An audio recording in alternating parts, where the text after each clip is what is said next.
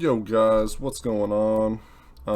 I've been waiting to make this video for a little bit, and it's basically should you play Guild Wars 2 in 2021? I mean, as generic as the title is, you know, whatever, right? But so first off, I just want to go ahead and say how much time I've played in this game. I've spent 1,350 hours, 2 minutes over the past 2,546 days. I've played this game for years, since the release of it, and it's been on and off.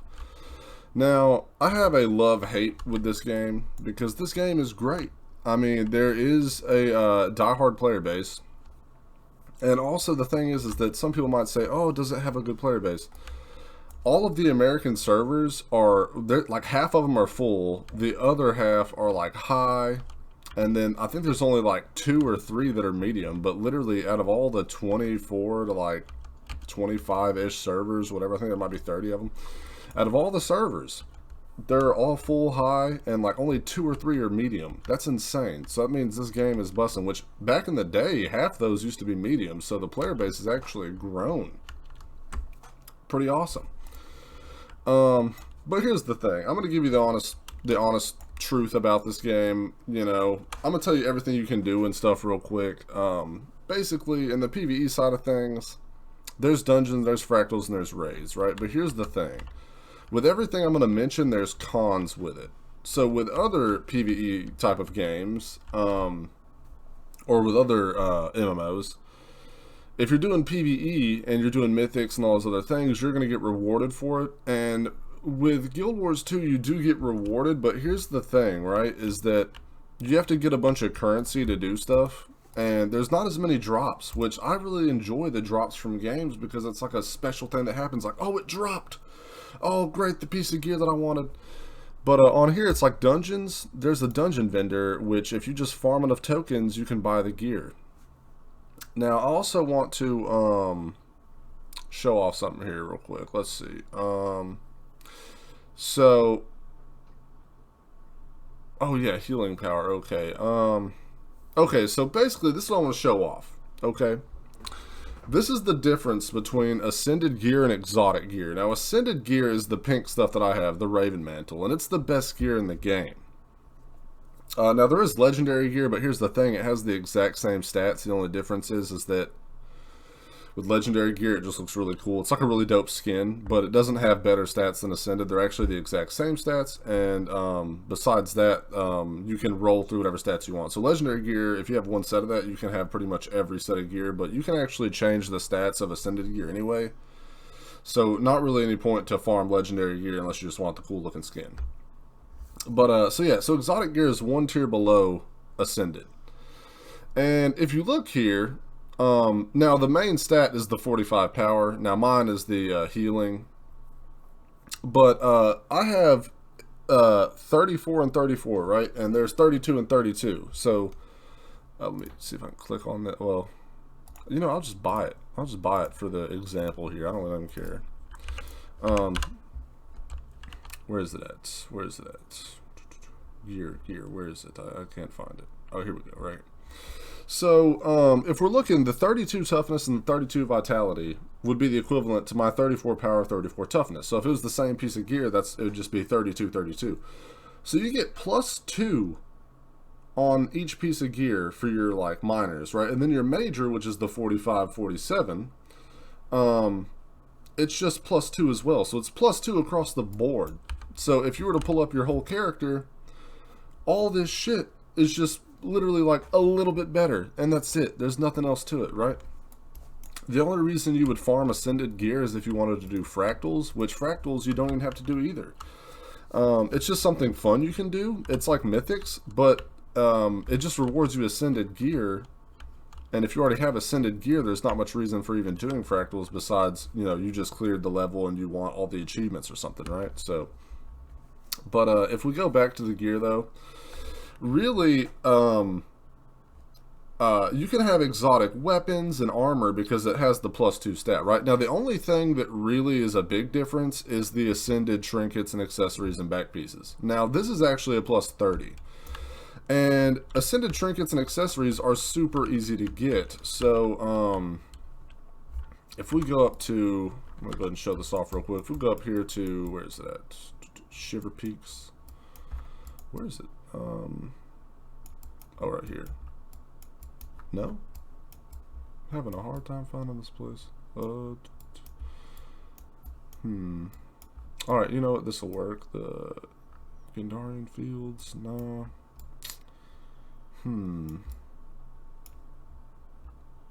Oh, here it is. Here it is. Alright, so the Bitterfrost Frontier, right? So, this is why I'm going to show this off real quick. It has some relevance here. Basically, to get ascended trinkets and accessories is not that hard. If you come to the Bitterfrost Frontier, there's berries, as you can see. Well, usually there'll be a little red berry icon, and if you go and farm berries, I think you get about 5 to 10 per patch of berry you farm. But these bears will take berries, okay, and this is what you can get from it. So if we look here, you can get a back piece, which you can select the stats. That's why it says unused. So you can select the stats on whatever it is. There's the black ice band, which is the rings, and then it has, oh, just rings and back pieces. All right, so and then there's some other areas that have like the necklace and everything else. Now, these aren't hard to get because you just have to farm the berries. So, and like I said, you know, ascended trinkets is super easy. The rings are super easy to get from fractals because you can just do tier 1 fractals, which you don't even need ascended gear for that at all. But yeah, so the ascended gear isn't that much better, and honestly, you can get full exotic. Like whenever you boost a character, they give you full exotic. So if you just were to farm like your ascended trinkets, which takes maybe a day or two to get all of them, it's really not that hard to get all of them. You're pretty much good to go. There's no need for you to farm ascended, which is kind of a downer. So that's the only really complaint I have about the PvE. Another thing, let's get into updates, right? So they update the story of the game all the time, which is totally fine. That's, you know, it's cool they're updating the story. But as far as big expansions, I think Path of Fire came out like 3 years ago and we're still waiting on anything at all. You know what I mean? So it's kind of a bummer that it's like this. And also the thing is that whenever they release a new expansion, they don't raise level cap. Not only do they not raise the level cap, but they don't add any new gear. Like, they add new gear stats, but they don't add any new gear that's relevant. Like, there's not going to be some mythic gear or something that's supposed to be better than legendary or ascended or something, right? But instead what they like to add in is these little masteries. So this is the way masteries work. You go to the new area and you farm these little points. Now, each one of these points is going to be used to level stuff up. So, as an example, the Raptor mount, right? Which there are mounts. These are all the mounts. I'm only missing the sky scale. But these are all the mounts here. But basically, these points level up the mounts. And in Path of Fire, you need these mounts to get around the map. So, this extended jump was one of the level ups, as well as the tail swipe. But with every mount, it's like that. You know what I mean? And then there's the Griffin Mount, which this one was just a hard mount to get, and it, you know, took some time and stuff like that. But, you know, it is what it is, right? So it's a pretty fun mount. It doesn't fly. As you can see, I'm constantly descending. It's really just gliding in style, which is, you know, whatever. But yeah, the thing about the game though is they release these incentives. And just things to get around the map. And also, as you can see, my level is 168. But you can go up to, I think, like 300 or 400. And it's just because level 80 is the max. But those added levels, you know, are just kind of you know what I mean? But yeah, so they release these new things where it's like, oh, these are incentives for you to do. Like Heart of Thorns is an example. Gliding. You know, if you get the max gliding, you have endless gliding, so you can literally glide endlessly, and there's no, you know, like, you're not going to fall, which I'll show you what I'm talking about if I can go over this stupid railing. So this gliding bar, normally you'd run out, okay? And there's also stealth gliding, stealth glide. Now, these little uplifts you also get from doing Heart of Thorns content. If I'll hit it, oh, went too low underneath it, whatever. Whenever the bar ran out, you just drop. But with endless gliding, you can just keep gliding no matter what, and there's no worries there. So there's all these little incentives they add with the stuff. So the thing that really annoys me with Guild Wars is that I can stop playing, which I have done this before, like even right now is what I'm kind of doing. Like I stopped playing it for 2 to 3 years or something. I come back after a year or two, and then I'm still top tier. Like I literally, I'll show you some World v World footage here in a second, and that's the PvP, we're going to get into that.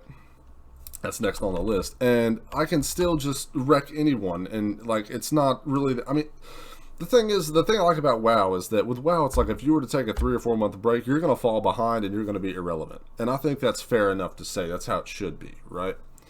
And but with Guild Wars, you can be gone forever, come back, and maybe the meta gear has changed, but I mean, I could literally roll the stats of anything I want. Like I can just re-roll my stats on my gear.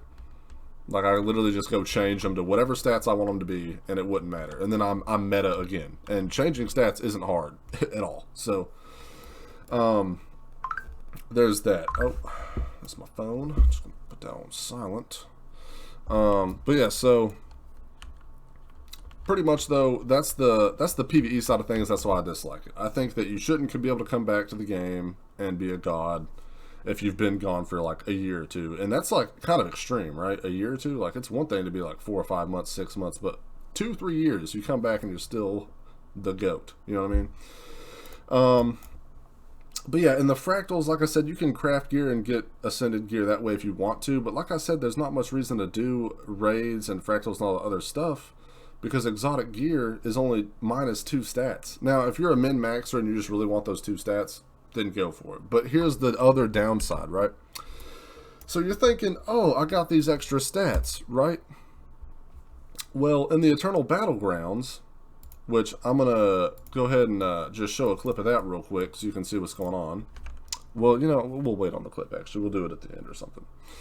But basically, in the Eternal Battlegrounds, if we were to go in here and stuff like that, the thing is this is like giant PvP. I want to say it's like 50 v 50, 60 v 60 or something like that. It's a lot of people, okay?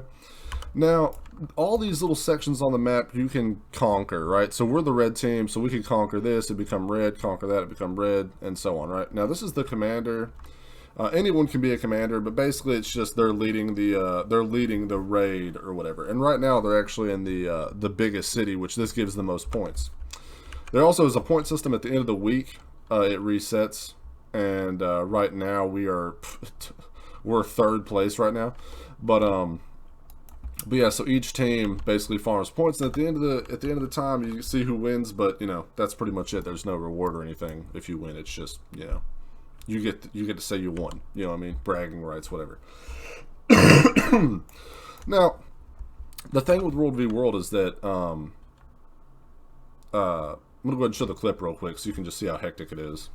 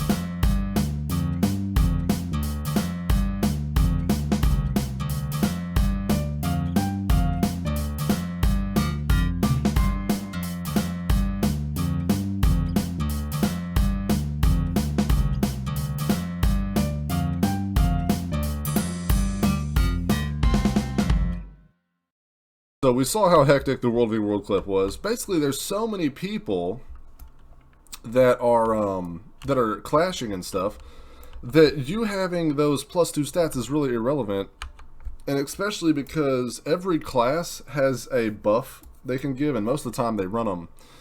And there's actually a stat cap. So whenever you stat cap, it means your stat will not go any higher. So whenever you're in World v World and you're running around with 1,000 people, if you have the best gear in the game, you can still get one shot, no problem. I'm a healer and a druid, so I'm not going to die as fast because I can heal and do stuff like that. Now, other people aren't so lucky. If they don't have a million heals, they just have their one healed, and that's kind of it. So that's really the downside to World v World, is that the bonus stats you're going to be able to use on people, you don't even actually get to feel them as much because there's so much stuff happening. It's such a huge battle that it doesn't matter if you have those +2 stats. Now, the next big thing I want to talk about with PvP is that the PvP lobby. Now, this is small scale PvP, and you queue up for this stuff. And the biggest downside to this PvP, I'm going to show you. This is why I hate this PvP. So if we go to the PvP build here, which this is the PvP build, we can see there's these amulets. Now, everyone has these amulets, right? And if they have this Marauder amulet on, we'll have the exact same stats. It doesn't matter about anything. We'll have the exact same stats. If they have this exact same layout, we'll have the exact copy of these stats. No different. Nothing at all. Which, the pro to this is that, well, whenever we're being competitive in PvP, the pro to this is that, well, it's going to be based on a lot of skill and not so much like, oh, this dude had just better gear than me and it was, whatever. But my whole thing with MMOs, the thing that's been a thing with MMOs for so long is that your gear has some sort of effect. And, even World of Warcraft, if you have better gear, you can feel it in the queued PvP or even ranked PvP, whatever it is. And even in the open world, right? But in World v World, you don't really feel it at all. In PvP, there's nothing at all because it's the exact same on everyone's level. So really, that's the only downside to this game, is that they just need to change a lot of the formula to this game, because there's incentives and stuff to do. There's a good player base. It's a really fun game. And the thing is that whenever you're playing it, you'll think it's the best MMO in the world, and you'll think, oh my god, and you'll sink 1,000+ hours into it like I have. But whenever you become a veteran player and you've gotten to the point where you've maxed out everything, like I literally have the best gear for every class on that class right now. I'm done. Like I have nothing else to do gear-wise. Whenever you run out of that, the only thing left to do in this game is really PvP, and that's kind of the bittersweet thing, is that you can do the story, which they update the story every 3 to 4 months, which is cool, but I'm not a big story. I don't really care for the story. It's not nearly as good as like Final Fantasies or WoW story, so I don't really care for these little, updates they do. I have the best gear on all my characters that I like for my build and stuff like that, so there's really no reason for me to farm any more stuff or really to do anything besides PvP at this point. Now, PvP is damn fun, and I come back for the PvP like exclusively all the time, but that's what keeps me coming back for maybe a couple weeks or so. But after I burn out on the PvP, I drop the game again for months. So basically, should you play it? Yes. It's a really good game that you can spend loads of hours into. Now, whenever you're a veteran, should you play it? No. Whenever you hit veteran ranks, you're just going to be wishing that they update the game or they do something. And even when they do release an update, they usually come with something cool. Like Heart of Thorns, as an example, came with the glider, and it was cool and it was interesting. It was like, oh, you wanted to get the glider and max it out. Path of Fire came with the mounts. All these different mounts you can get. You wanted to level them up. So there was all this different stuff that came with it, but really at the end of the day, the progression is what's really messed up in my opinion. Whenever you hit max level, it's just, when you hit max level, and you have the best gear, there's really just not much left for you to do. So that's really the only downside. I wish the updates they would have would make it where I'd become irrelevant because I haven't played in forever. But if that's something that also suits you, if you're a casual player and you want to stay on top of things forever after you've obtained it and you've went through the grind, then this game's for you. But until they switch stuff up, I don't know if I'll be playing this religiously anymore, like I used to. But I'll play the next DLC whenever that supposedly is going to release. I don't know when it's supposed to release, but hopefully it's sometime, right? Because they've released like a little teaser trailer, but that was like literally nothing, and it was forever ago. So yeah, hopefully a big DLC's in store. I don't know, but I hope this gave you guys some insight on Guild Wars 2 and if you should or shouldn't play it. And alright, I will catch y'all in the next one.